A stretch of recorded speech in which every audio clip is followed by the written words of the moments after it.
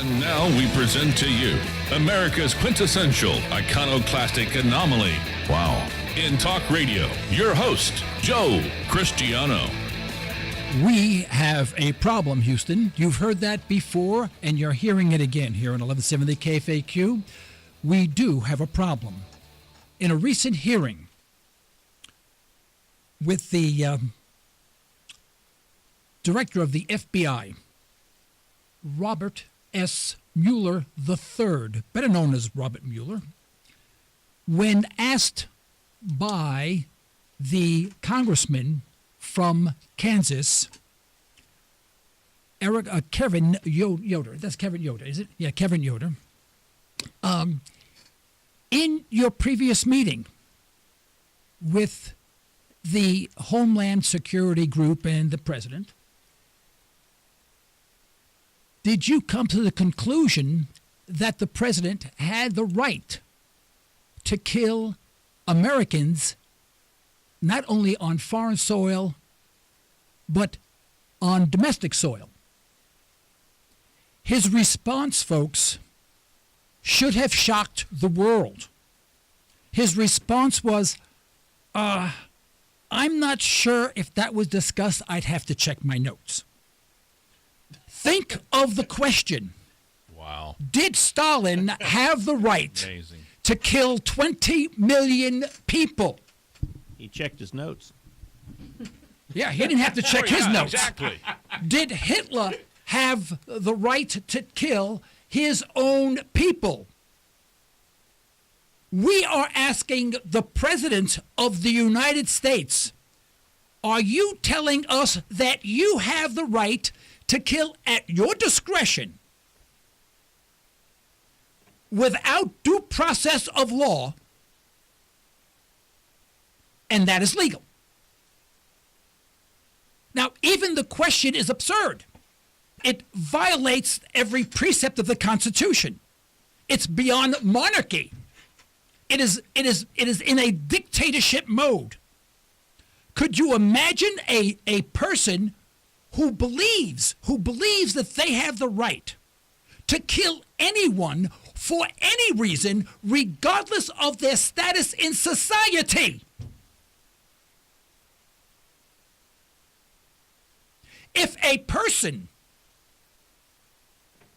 of no nobility whatsoever, no political affiliation, no status in society whatsoever, kills another, that person will either get the electric chair or be killed after trial. Well, he'll get a trial. He'll get a trial, right? Yeah. Or serve life imprisonment. However, because the people voted the person into office, he now believes he has the right and the privilege to kill the people who have voted him into office. If I sound as if I'm having a difficult time speaking, I am. We have a problem, Houston. And it's worse in scope, worse than that spaceship that didn't make it to the moon. Could just think of the audacity. Think of the mindset. But it goes beyond that. Because once a person thinks along those lines, how do they think about everything else that has to do with others? In other words, folks, let me reiterate, let me translate. You, folks, are worthless. You have no worth at all to no one. Because if the president decides that you should be killed, it is now legal in his eyes and in the eyes of the FBI and the eyes of the the Holder, Eric Holder. The Attorney General. Attorney General. I'm sorry, Attorney General Holder. In other words, the top dogs say that's okay. Now, the effect that has on your wife and your children, of no concern whatsoever. Absolutely none. Your mother, your father, your sister, no concern. That's their problem. But we can pay hundreds of thousands of dollars to the president so he can go on vacation with his family. And the reason why it costs so much is so that he is protected from harm. When he goes on vacation, folks, a jet plane must be flying overhead continually. That in itself costs millions of dollars to ensure that no harm is brought forth to the president. When he comes back from vacation, an excursion of which we pay for, he can then elect to kill us at will if we think we are a menace to society.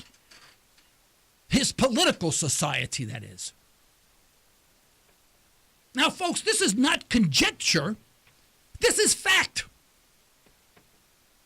This is the type of stuff that you would see 30, 40 years ago in films of foreign countries and dictators. And, of course, you always felt this, had this feeling of contentment because you knew it wasn't happening here.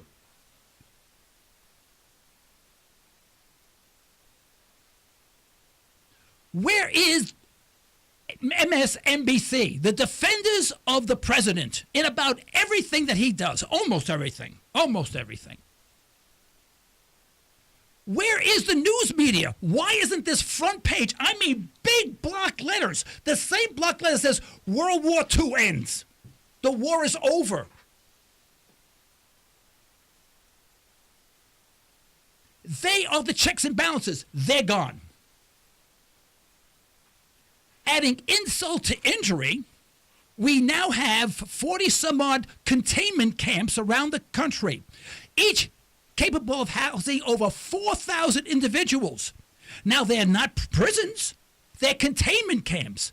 Why would we need containment camps? I'm not even going to spell that one out because you already know the answer to that. They are now, by the way, you go online to the government website and you could apply for a job. For people who cannot find a job, this is a coming to them. They can now have a job with good pay, excellent benefits, don't have to work very hard. All you have to do is be willing to strip your fellow man of all of their dignity and interrogate them. Now, how does that make you feel about this country? We have a problem, Houston, and this problem is endemic, is systemic, and I don't know how to tackle it. The problem is that people have heard this. No one is saying anything. How many people are up in arms? How many people do you see in the streets yelling for the removal of this person from office? No one. But you'll hear all sorts of garbage. Oh, by the way, you know, the prince is going to have a baby. You know, we play that for 24 hours a day. The president saying he can kill anyone he wants with impunity. No, that doesn't make it's not important. I'd rather know the name of the baby.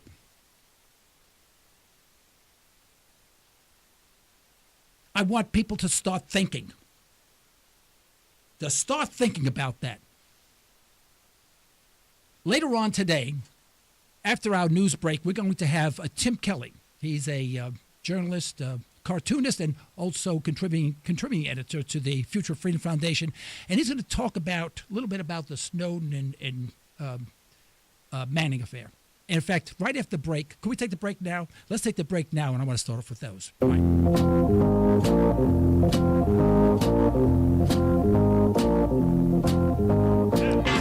I have to read something because I've read this a dozen times, and every time I read it, I guess I chuckle inside. It said, the president said this. He said, if people can't trust not only the executive branch, but also don't trust the Congress and don't trust federal judges to make sure that we're abiding by the Constitution. How could he say that? My God. Good night. Oh, my God. No. Oh, my God. Well, You know, happening? with due process and rule of law, then we are going to have some real problems here. This is what he said. There's a quote. When did he say that? Yeah, when did you say that? You want to know something? I do not know, but it was very, very recent. I was know going it to say in it the had to past be couple of recently. weeks. Yeah. And it when you read that, you think this guy's a constitutionalist. You say, oh, boy, this guy's really watching every word of the Constitution. And on the other hand says, I can kill anyone I want. I mean, but no one cares. No one is saying anything. I mean, where's the outrage? You know, I want to take a panoramic view of the Snowden and Manning, Bradley Manning and Edward Snowden.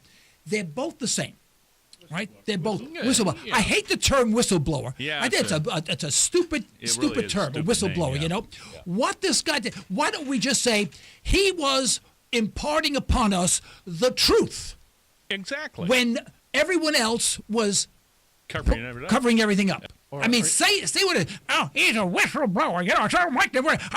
All my life, I just hate whistles. You know, guy in class used to blow whistles all the time. I punched him in the nose. I mean, they have no idea what that means. None. Absolutely none.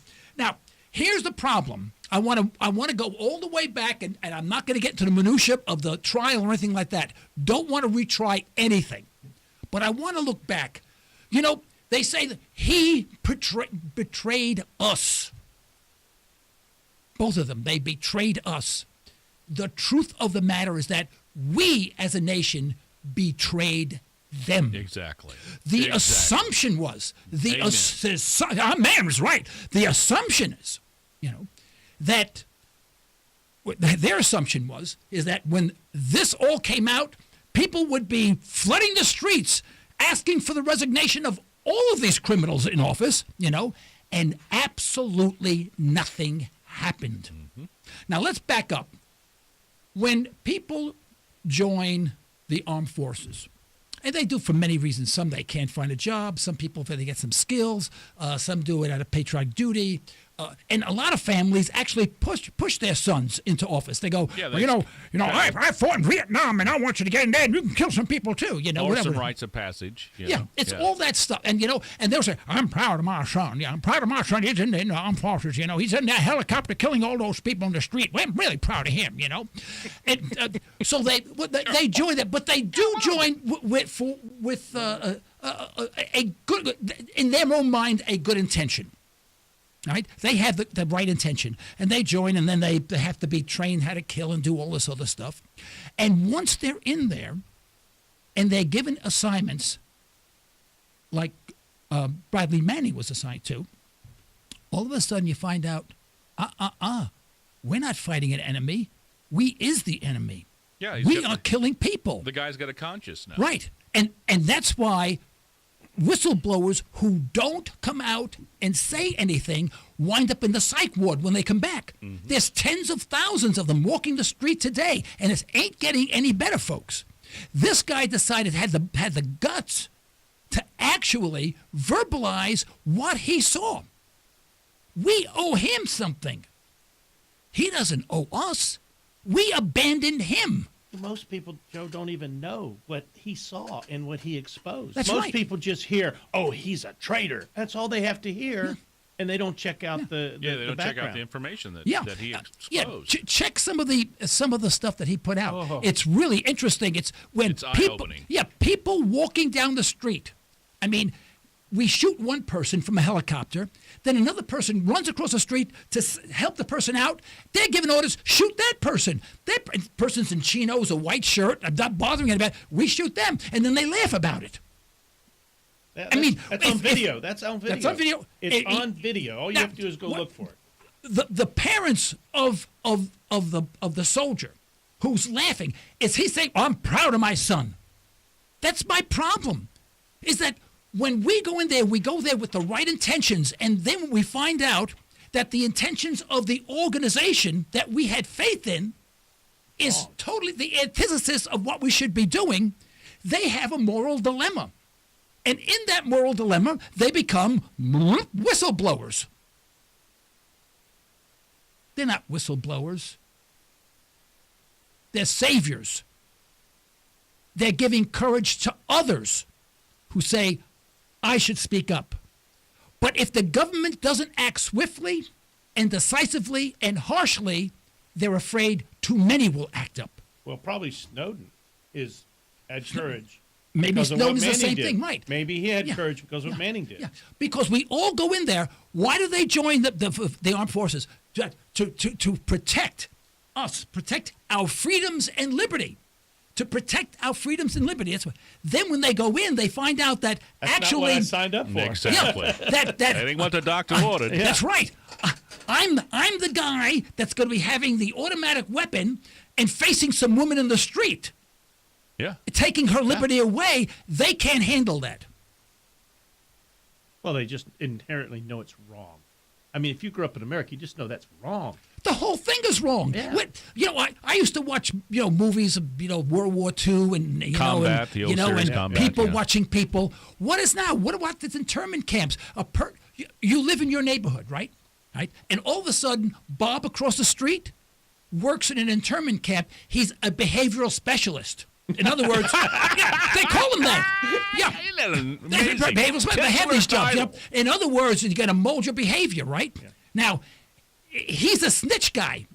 If he finds somebody, it's his responsibility to tell. So all of a sudden, somebody that you partied with, you talked with, you went to football games with, what happens now? Hi, Bob. Nice day. Thank you. And when my wife and I, we went to Eastern Europe once, country in Eastern Europe, and I noticed one thing. You walk down the street, no one looks at you in the eye. No one. And in fact, what I did, learned to say hello. I said hello several times. Everyone turned their face. Everyone was afraid. No one wanted to be accused. Did you correspond with that person? No one wanted to be accused. We went on a train, on a trolley, and we went all the way around town to the very, very end. It took us half a day to get there, It was a nice trolley with a red and tan ones that you see on television. Yeah. And here's the beauty of it. We get to the very end, and it turns around. It's a narrow track. We get to the very end, and I go to the front. Now, you don't pay in the front where you can get on. You pay in the center of the car, the center car. I know, that makes no sense. So I said, I asked the guy, he says, I speak perfect English. Believe me, he spoke better English than I did. And he said, no problem. I said, well, why do I go to the center car to pay? He says, that's the way it is. I said, well, would it make more sense if you pay when you boarded in front of you to make sure everyone paid? He says, not necessary. I said, I'm sorry, I don't understand. I said, but I think my wife and I are the only ones that paid it. And I'm not snitching on anybody, but that was an observation. He said, not a problem. I said, why is that not a problem? And these were his exact words. Exact words. He says, because we have monitors. Now, what he was saying, in effect, is that the people are watching the people. And when you have people watching people, you have a society that's absolutely frozen. Right? When you walk down the street and I see Bill, my old friend Bill, I don't know if he's part of that group or he's part of my group. So I can't speak to Bill about the economy anymore. I can't speak to him about how things are going. I can't speak to him about the government. So all I say, hey, how you doing, Bill? Yeah, nice day out. Yep, I have to run. My wife has me. I have to buy some stuff, I'll see you later. And you avoid everyone. And that's face-to-face. Yeah, Just think exactly. with the phones. Yeah, that's right. Have you thought lately, with all of this stuff about them listening to our phone calls, you're sitting there and you talk about a current issue and you go, I shouldn't even talk about it. They're picking up on this. In fact, we're not becoming Western Europe. We're becoming Eastern Europe. And don't kid yourself. It's exactly what's happening. True. Could you I shouldn't even think like that. I'm an American. I should be free. I shouldn't even think when I'm talking to my brother. It's like, can you believe they're doing this or that or the other? And I go, he said, well, we'll just have to use code words when we talk about this. Absolutely. I had a friend called me today. Really, a friend called me today, and he had a question. His his wife recently passed away in a very unfortunate situation, and he got this $54,000 or $57,000, and he was talking about, what he did with the money. Everything he said was in code. Everything. I'm not kidding you. And this was at 5 o'clock. At 5 o'clock. Everything he said was in code. Everything. Really? Yeah. Wow. He said, well, I have these things, and I was thinking about mailing them, nothing. Never mentioned the word money. Never mentioned gold or silver. Yeah. Anything. Everything was in code. You think we were talking about bowling. I'm not kidding.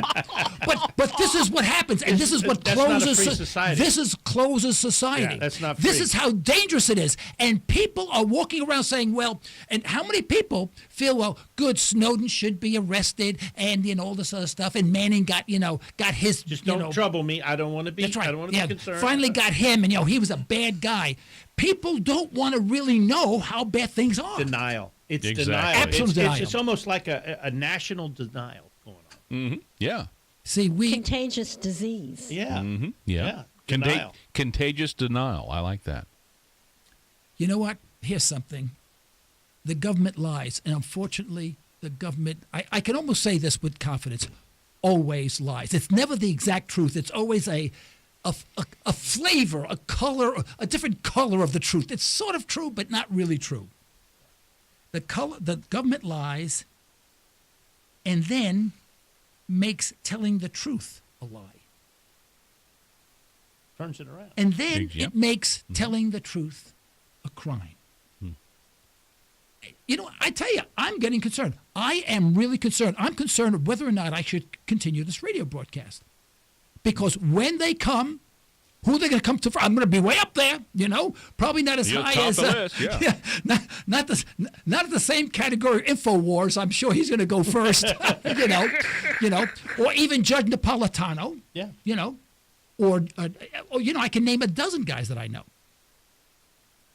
But I'm going to be on that list. And my wife and I talked about today. I said, "You think I should close down the station?" She said, "Yeah."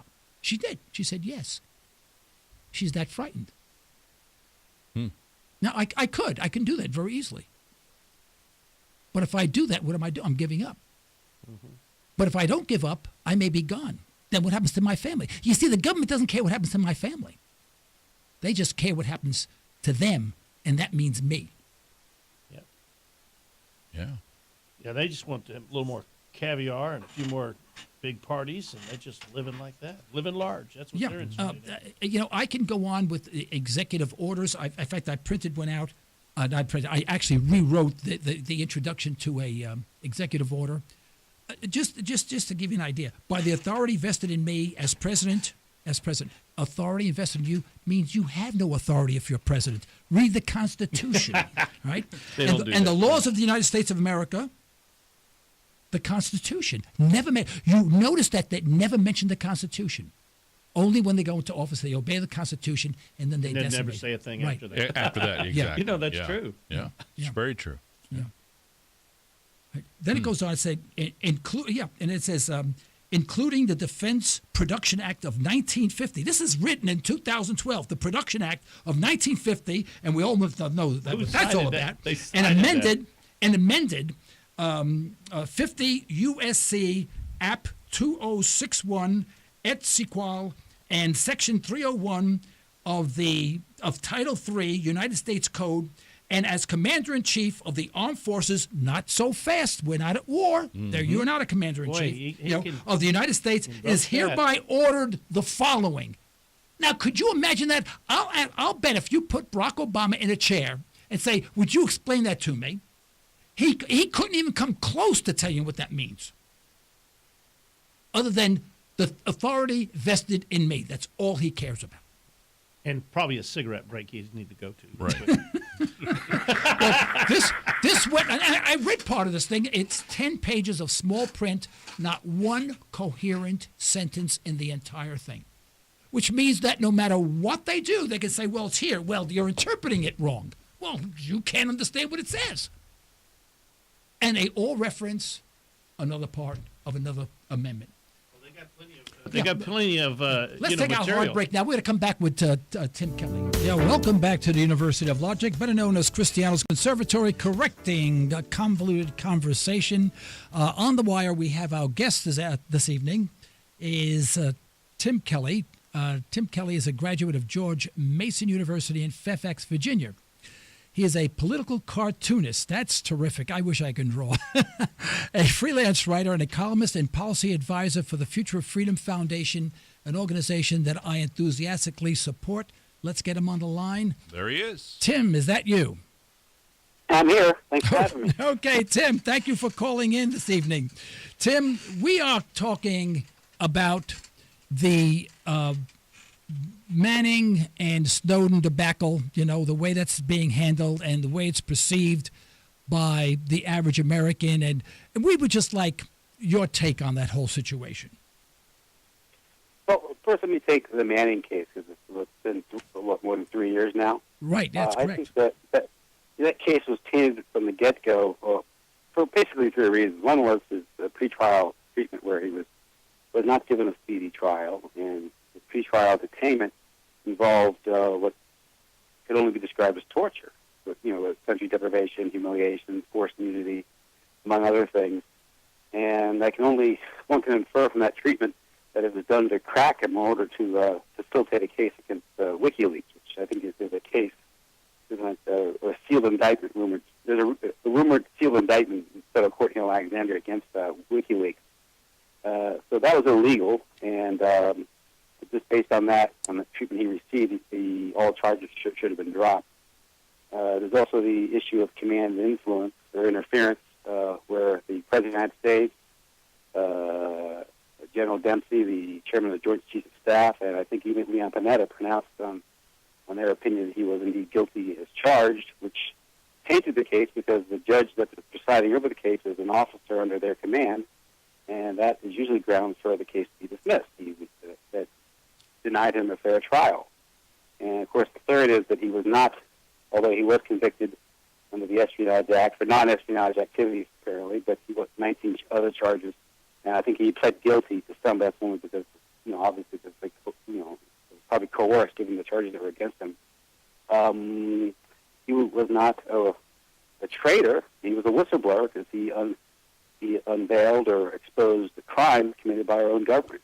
Right. Well, let me stop you there, Tim. One second now. If he was a whistleblower, doesn't he have rights from being a whistleblower, or are those rights not applicable to someone in the armed forces? Well, indeed they are, because from what I understand is that a U.S. soldier, when he signs up, he not only does he swear to uphold and defend the Constitution against all enemies, foreign and domestic. That's correct. Right. And what do they mean by that? I mean, and he also has an obligation under U.S. law and also international law to expose war crimes when he is made aware of them. That's correct. Right. Order. Right. And when he found out about the fact that we were turning Iraqis over to be tortured by the security forces in Iraq, and he went up to chain of command and was told to get back to his work and ignore that. That was a crime. It was an illegal order. And the officer that gave that order should be prosecuted, not Manning. We also were made aware of the so-called collateral murder video, where we saw our brave soldiers yucking it up as they massacred people on the street from their I think it was a Black Hawk helicopter or some sort of gunship. And we also made aware that the case where the U.S. soldiers had massacred a family, including a 5-month-old baby, and they ordered an air attack or a bombing to cover it up. And not to mention the Afghani war logs, all the cables showing the malfeasance and corruption of our own government. So these things, he exposed these things to the American people and gave them a glimpse on what our vaunted national security state is doing overseas. There are other people. Well, then it speaks volumes as to why the heck did he get charged with anything whatsoever when he did his job? I mean, he made an oath, to abide by the rules and regulations of the armed forces, but he also took an oath to abide by the Constitution, and one trumps the other. I would suspect that the upholding the precepts of the Constitution trumps that of the Army or the Navy or wherever the Army in this case. we were a country of laws instead of men, and that would indeed be true, but we're not. As Ron Paul says in the Empire of Lies, truth is treason. And that's the situation we're facing today. I mean, for example, it's gotten so bad. I mean, I don't remember. I was too young. I was only 4 years old when Ellsberg exposed the Pentagon Papers. They tried to get him, but ultimately the charges against him were dropped because in the course of going after him, all bunch of government, a whole bunch of criminality on the part of the government was exposed. They had to drop the case. But behind that was the fact what he exposed to the American people. Now, much like I'm not talking about Snowden yet, but what Ellsberg did was confirm what many informed people already knew what was going on, especially if you were reading the foreign press. Right. But most Americans weren't reading, the foreign press. So in effect, he did reveal a lot about the lies and that lay behind America's war in Vietnam. And ultimately, he was vindicated for doing those things. History has vindicated him. But I think since then, I think the U.S. government has become more lawless and also just more, ruthless in going after the victims. It's a way to suppress whistleblowers. They're not whistleblowers. You cannot have anything close approximating a government that follows the rule of law because they're relying on the government to police itself. It simply cannot, especially in the age of secrecy. We have more secrecy there, but the government classifies well over 90 million documents a year. So when they say that he dumped 700,000 documents, really, recklessly, well, considering that the government, classifies 90 million documents in 1 year, that's nothing. It's Right.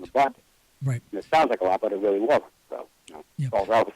Yeah, Tim, I have a guest here in the studio. His name is Gary, and I think he'd like to make a comment. Hold on 1 second, please. Yeah, I had a question. Did the judge even bother giving reasons why they convicted him, or was it just you're guilty because we say so? What was their argument? Did they have one? From what I understand, from what I've read, I think it was Alexa O'Brien is a young lady. I'm not she's young. She's a lady. I've never seen her. You just made a friend. You know that. You're all young to me anyway. I'm not sure. Sometimes I assume she's young, but she is. As I get older, I call her young lady. Anyway, she's done good coverage on this. And from what I understand, what I was reading, is the prosecution's case really is more like he's a traitor, he's anti-American, he's revealed all this stuff, and it was like a 7-hour rambling closing argument. They couldn't really, all they did was invoke the fact that he did technically violate his secrecy agreement, but again, the secrecy agreement does not supersede his obligation as a U.S. soldier to follow the law and follow the Constitution.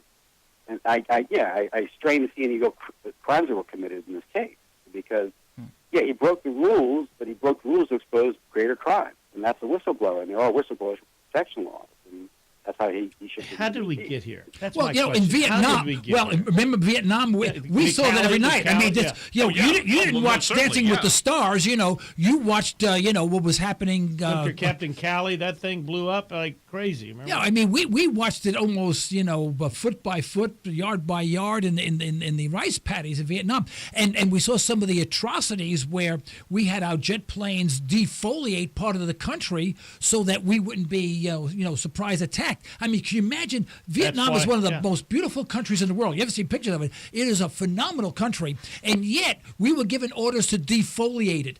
I mean, where was we had outrage, but now we may be doing the same thing in effect in Afghanistan, Pakistan, Yemen, wherever we are, but there's no footage. We get nothing. And all we're asked to do is, believe us, we're doing the right thing, we're protecting your freedom. I mean, you just have to be a hollowhead to believe that stuff. How did we get here, Joe? I don't know. Tim, how did we get here? Tim, help.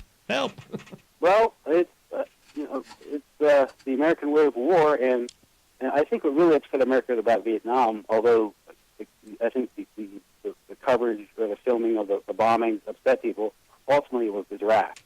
Right, exactly. And the anti-war movement, once the draft ended, was a good thing.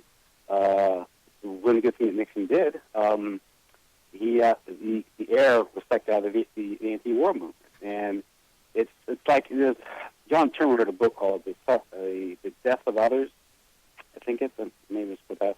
He refers to it as a collective autism. I think was the term he used to talk about the indifference to the suffering that occurs abroad the foreigners that fall under America's bombs. And that goes back to World War II.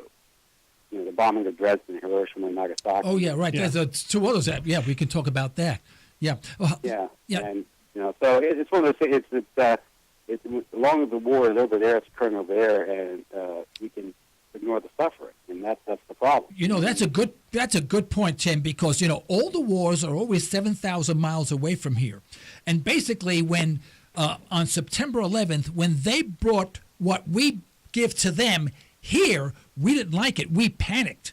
Well, they're getting that on a daily basis. And this is what Americans don't realize. And by the way, before you comment on that, come on, folks, we know you're out there. We'd like you to call 855-866-1170. That's 855-866-1170. Let me hear from you, your comments, disagreement, agreement, or whatever it is. Give us a call, please. We'll put you on the line. We have Tim Kelley with us, and he's a political cartoonist and freelance writer and policy advisor for the Future Freedom Foundation, again, an organization that I enthusiastically support. Wonderful organization. You know, one of the most disgusting films that I saw that was before this trial, though, was on in Iraq, where there were soldiers who were asked to secure an area, and they reached the area, and someone was filming it, and they said, "Okay, we've secured the area," and they were asked who was there. They said just a few women and some children.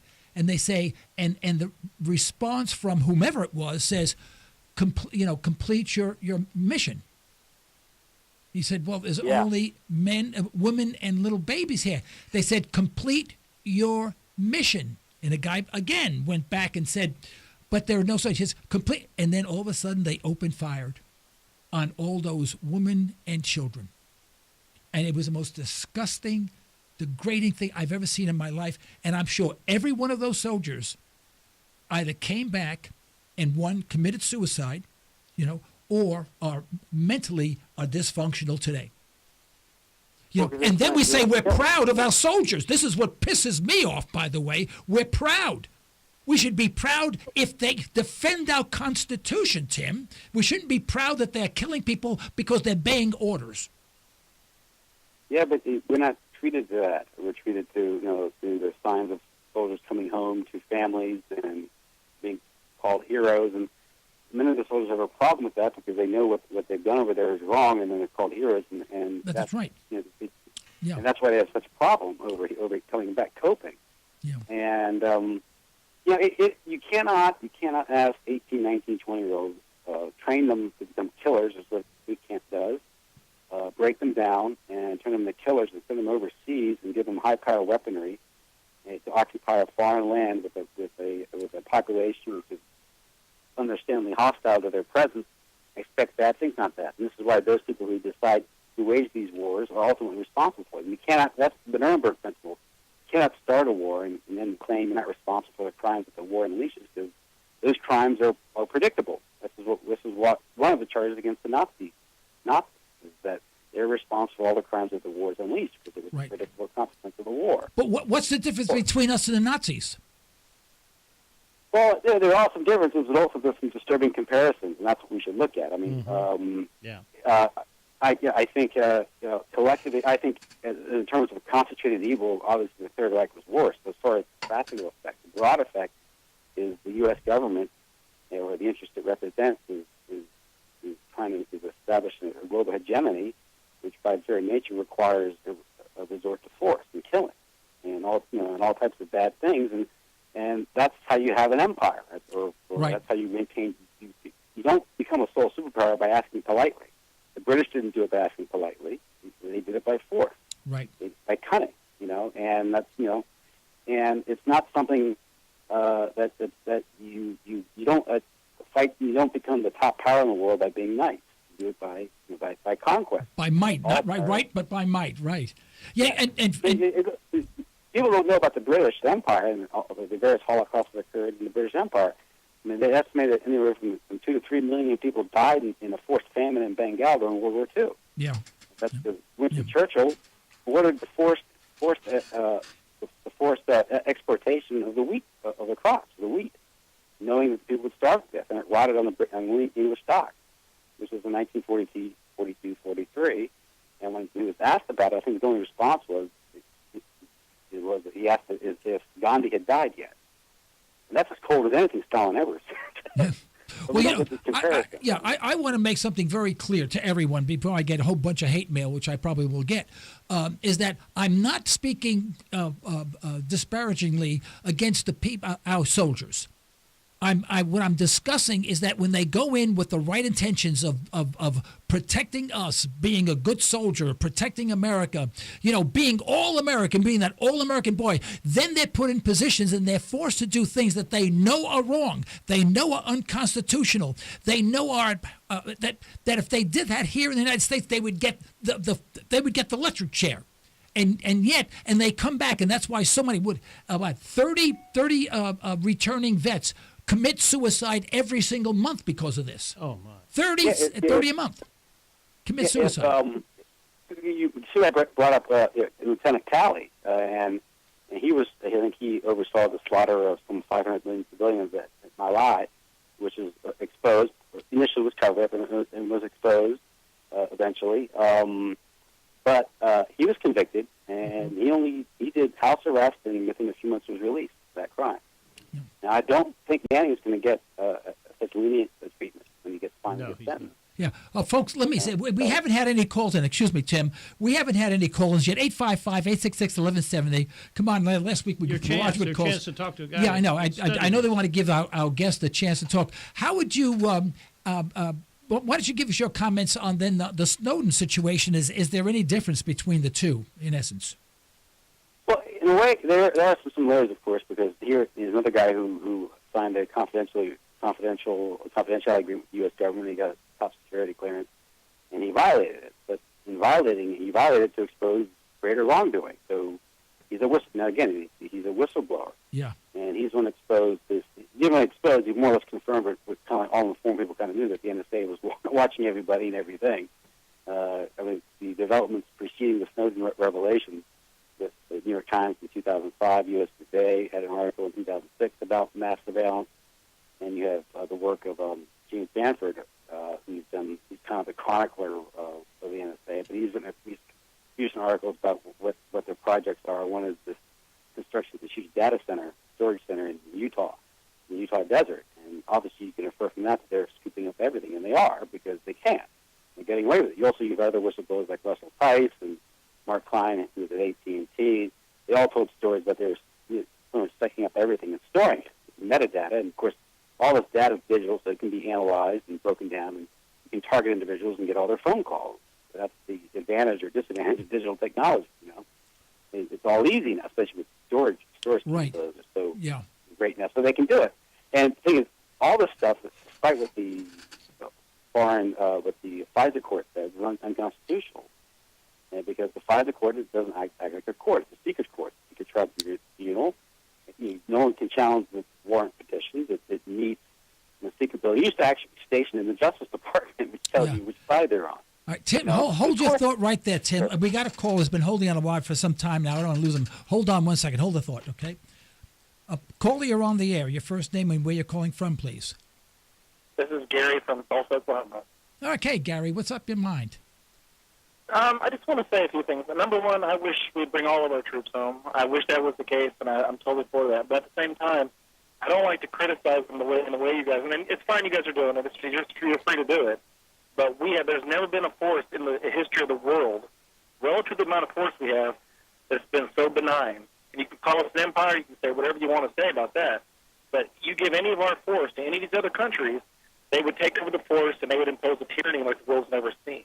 We have not done that, even though we easily could have, many times over by now. And that needs to be said, at least in the context of this conversation. You mean it's okay if you kill just a bunch of people and not anything larger than a bunch of people? Well, of course, I did not say that. That's what you said. No, I'm just saying that. I mean, we go there, and we kill people. All right, Tim, you take over for me. Well, I don't know if you can get into a bean counting, how many people who killed, because we killed more people than the Nazis or the Soviets. So I don't think that's not really a moral question. That's it's a question of what we're doing, and regardless of what other countries have done with what relative power they had, The U.S. doesn't justify the U.S. government's actions abroad. It doesn't justify the empire or military intervention. I would argue, though, that I think the numbers are much worse than people realize. Because collectively, I think millions and millions have perished in the U.S. wars. It's not just ones who were bombed. It's the people who died from destabilization. For example, with Iraq. When you invaded Iraq, hundreds of thousands, perhaps more than 1 million, have died simply from the consequences of the war. Because when you wage a war, you disrupt society, you disrupt commerce, you disrupt electricity.